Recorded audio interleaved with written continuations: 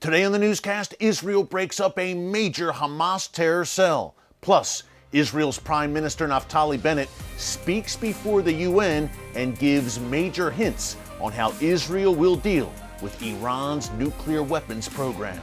Get all the breaking details next.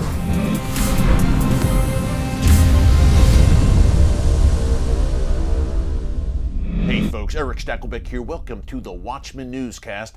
Israel's Prime Minister Naftali Bennett gave his first ever address to the UN General Assembly this morning, and he hit on some very important topics, including, of course, Iran's nuclear weapons program, that ring of fire of Iranian proxies that surrounds Israel, and most importantly, what Israel plans to do about it. Very important speech by Naftali Bennett before the UN.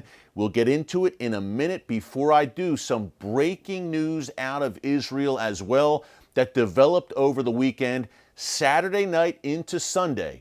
Israeli authorities, security services, and the Israel Defense Forces carried out major raids in the West Bank, also known as Judea and Samaria.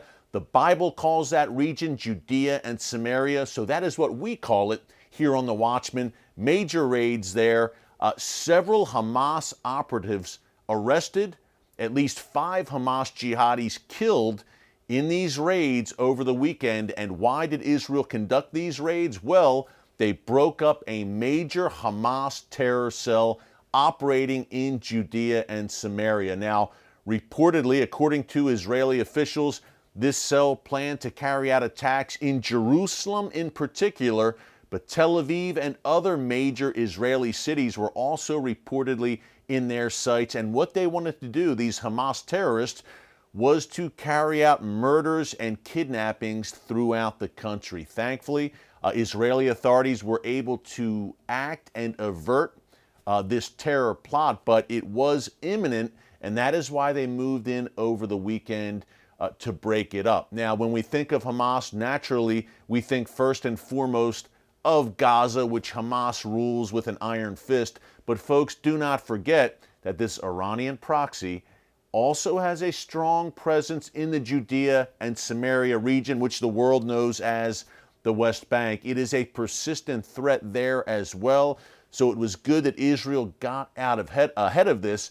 Now the big question is, how will Hamas react? When Hamas is plotting, is planning something, usually there is an Iranian master pulling the strings behind it.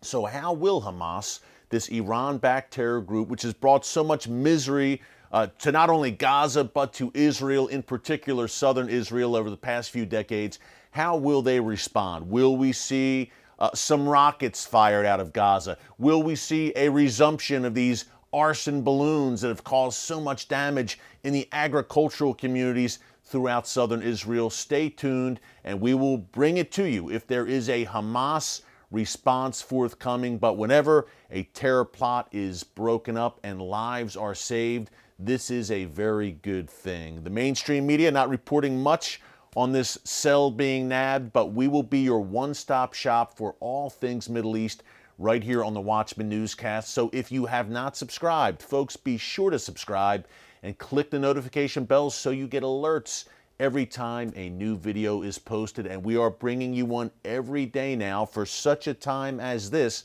in these Bible times that we are living in right now. Speaking of which, Israel's Prime Minister Naftali Bennett gave his first ever speech before the UN General Assembly. Yes, it's still going on in New York. And folks, I have to say, a very important speech in which he, surprise, surprise, of course, hit on a lot of the themes that we discuss on a regular basis here on the Watchman Newscast. First and foremost, his main message, he hit on COVID, some other things, but for our purposes here in the newscast, let's focus on the security discussion.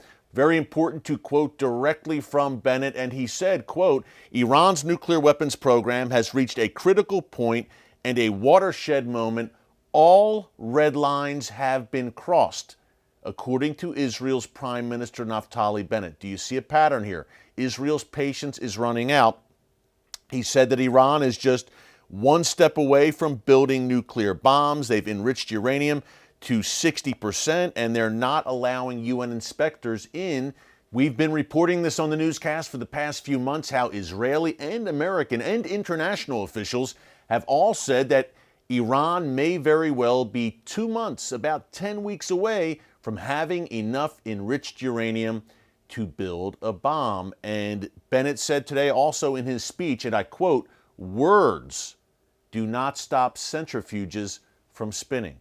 What did he mean by that? I think the meaning was twofold. Number one, the quote-unquote international community led by the Biden administration, which is so eager to re-enter those nuclear talks with the Iranian regime.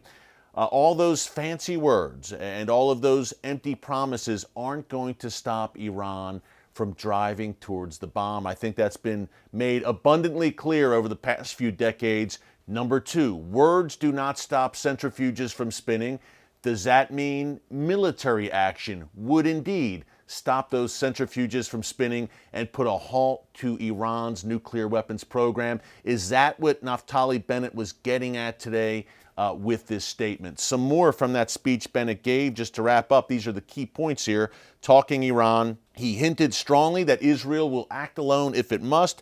He said there are some that believe that Iran's nuclear weapons program is inevitable. The prospect of a nuclear Iran, it's just going to happen. There's nothing we can do to stop it. There's many in the world that believe that, as Bennett rightly pointed out. He said Israel does not have that privilege, and we will act alone. We will stop Iran from acquiring the bomb. We will not allow Iran to acquire nuclear weapons. Folks, pretty clear there, laying down the gauntlet before the UN General Assembly and the assembled world leaders. We've been telling you frequently here on the newscast, under no circumstances will Israel allow the Iranian regime, the world's #1 state sponsor of terrorism, a regime hell-bent on Israel's destruction. Under no circumstances will Israel's leadership allow Iran to acquire the weapons that would enable it to do exactly that, to destroy the state of Israel.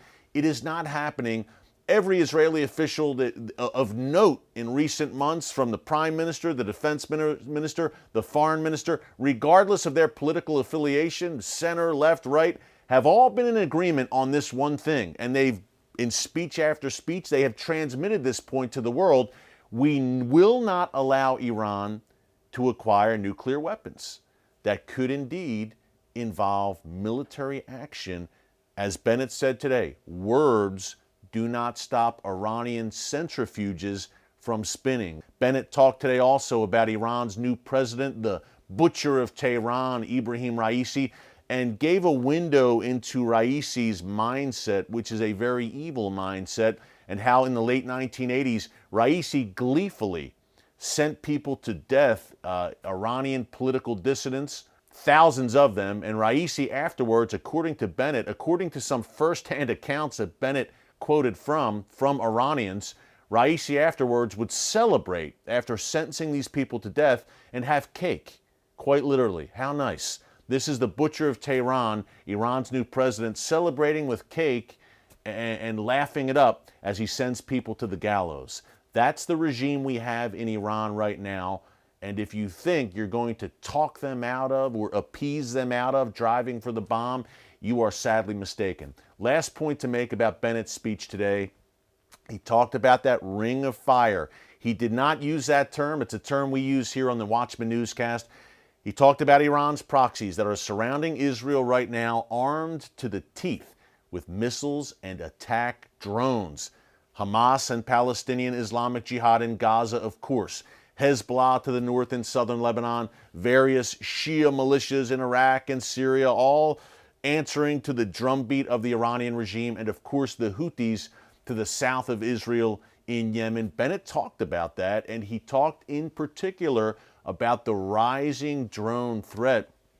Again, a theme we've been hitting here on the newscast, how Iran, in his words, wants to equip its proxies, wants to bolster that ring of fire with thousands of these attack drones that can be packed with explosives and flown directly into targets. We've seen Iran and its proxies use this tactic to great effect in recent weeks, including, of course, last month, that attack on an Israeli-owned cargo ship off the coast of Oman.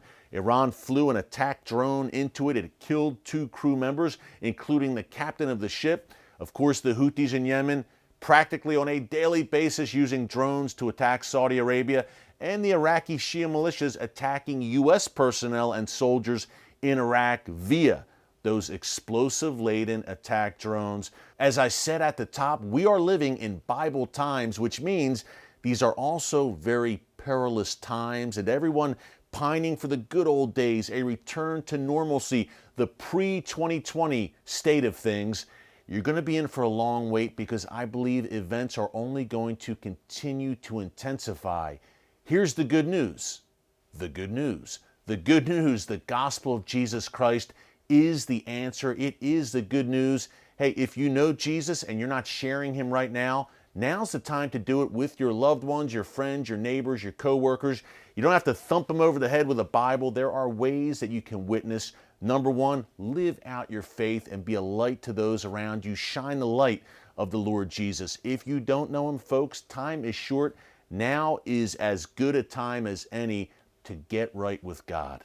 Now, I know some commenters will say, keep your God talk, your Jesus talk to yourself. We just want to hear the news, and you ruin it when you bring quote-unquote religion into it. Well, for me, it's not religion. It's about relationship and a personal relationship with the Lord Jesus Christ. And this site, The Watchman, is unique because, yes, we do bring you cutting-edge news that you won't hear anywhere else, but we bring it to you from a biblical perspective. And guess what? We're going to continue to do that for such a time as this.